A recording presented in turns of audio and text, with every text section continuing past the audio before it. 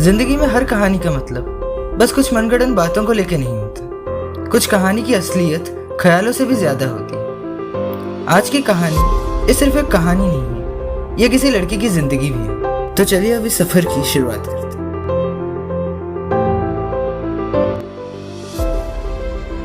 उस दिन चारों तरफ बस चमक ही चमक था। माहौल एकदम से शोर से भरा था और हर तरफ बस जश्न ही जश्न था, क्योंकि हर साल की तरह इस साल भी त्योहार आया था और हर किसी के कदम बस एक ही ओर गुजर रहे थे, माँ दुर्गा के दर्शन की।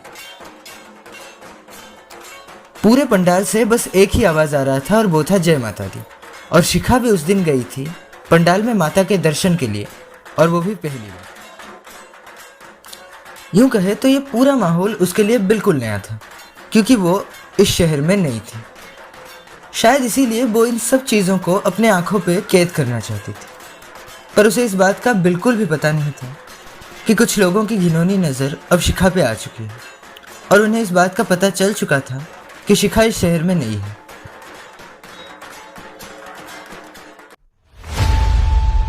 इसीलिए वो जैसे ही पंडाल से होके रास्ते से जा रही थी, तभी एक लड़के ने उसे बोला, अरे वो मैडम कहाँ चली? अब शिखा ने उसे कुछ नहीं बताया और वो चुपचाप अपने रास्ते पे चलने लगी। लेकिन तभी दूसरे लड़के ने जबरदस्ती उसके हाथ पकड़ने की कोशिश की, लेकिन शिखा के एक जोरदार मुक्के से वो वहीं पे बेहोश हो, क्योंकि इसे इस बात का बिल्कुल भी पता नहीं था कि शिखा ब्लैक बेल्ट है।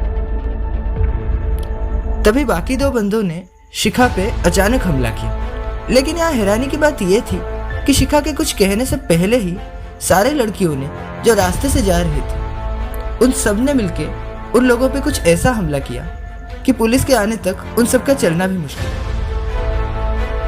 फिर वहां मौके पे पुलिस आई और उसने उन तीनों लड़कों को गिरफ्तार कर दिया, और फिर इस बहादुरी के काम के लिए शिखा और उन सारे लड़कियों को शाबाशी भी दी। फिर सब अपने अपने रास्ते पे चलने लगे। अब ऐसा लग रहा था जैसे मंडप के अंदर माता की मूर्ति भी उन सारे लड़कियों को आशीर्वाद कर रही है अपने चेहरे की मुस्कुराहट।